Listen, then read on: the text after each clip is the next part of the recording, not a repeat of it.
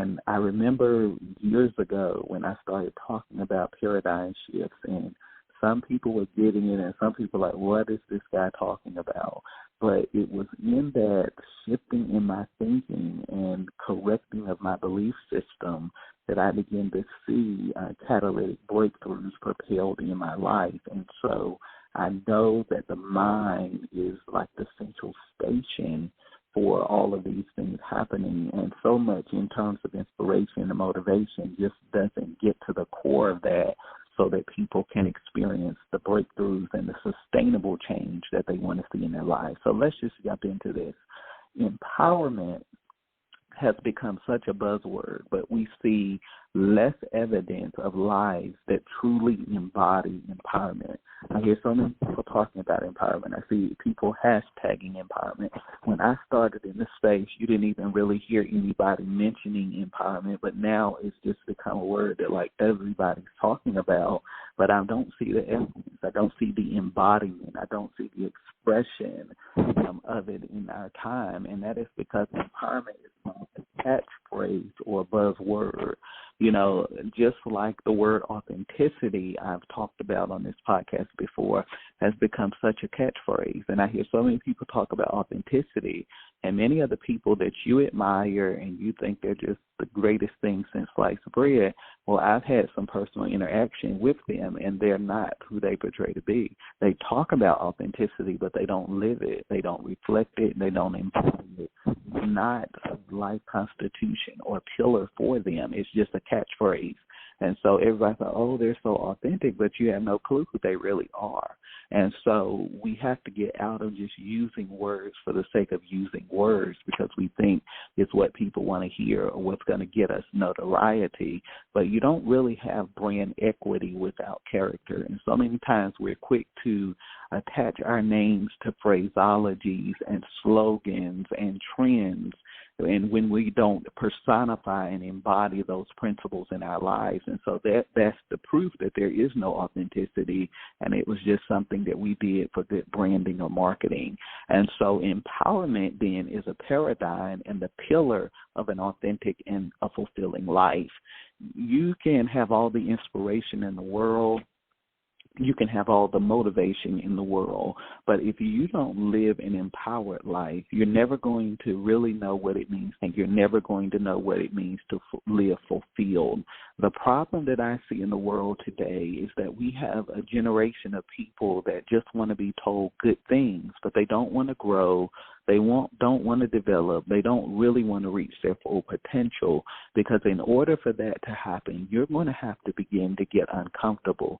Every major upgrade in my life came at the expense of me being uncomfortable. Let me say that again.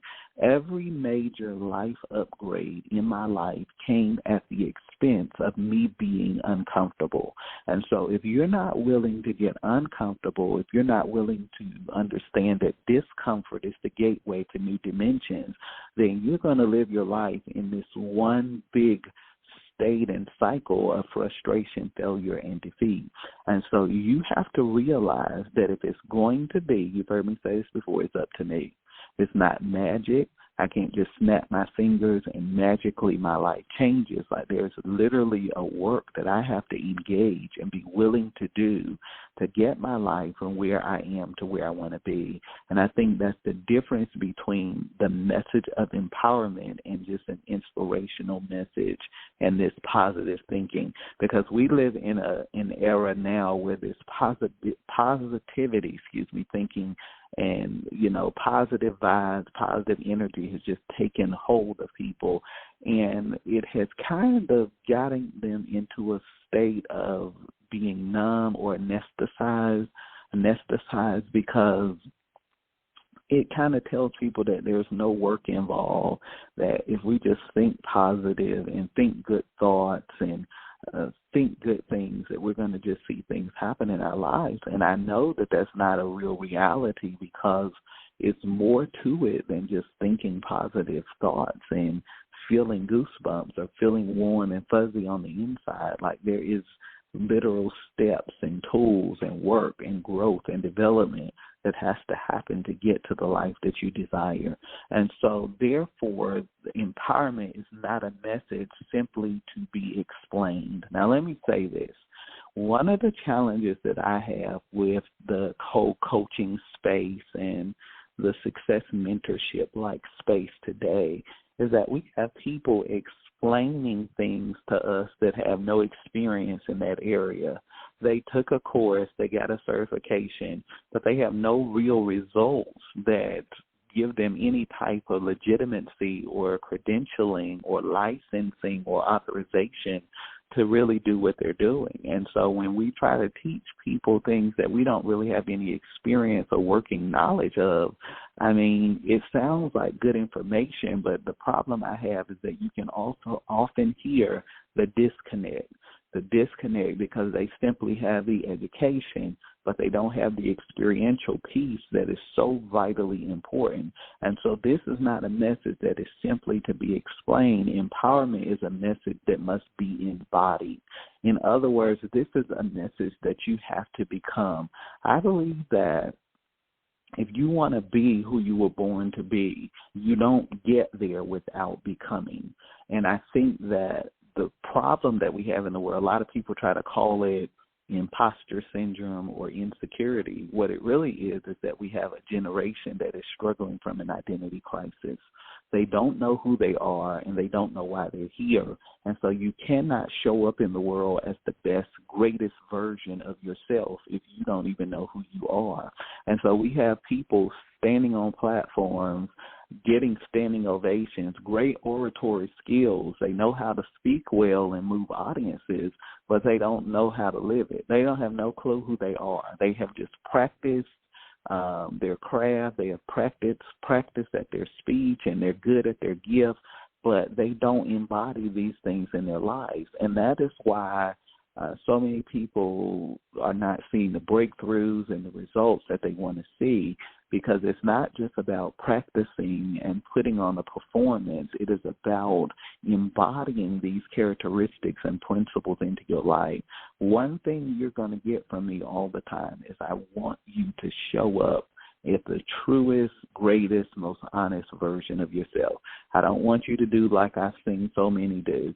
Get on platforms, wow people, move audiences, but when we get off the stage, that mask comes back on. They're not who they portray to be. They're living an artificial life. They're incongruent in their values and principles, and people eventually find out, and they do colossal damage. And then we have this problem with lack of trust with leadership and people of influence, because people were not who they said they were. And so the reason that I spend so much time talking about this is because I continue to see it over and over. This person comes onto the scene. They appear to be this phenomenal individual. They have this great message, this great charisma, great packaging and branding, and we find out that we have another imposter that is not who they said they were going to be. Because this is a message you have to embody. This is not something you can just go get a certificate for and get educated about. This is a journey.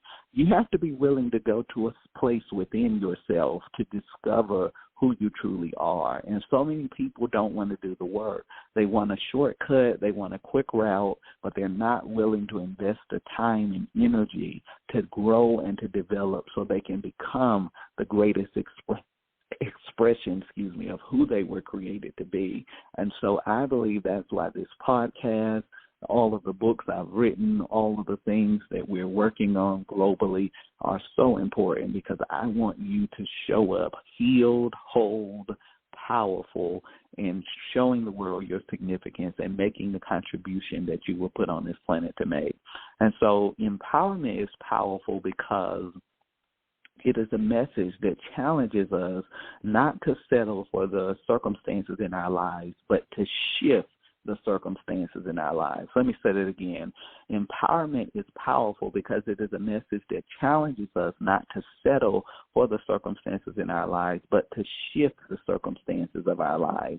You know, a lot of what I hear today is a pity party and giving people the opportunity to tell their sad story.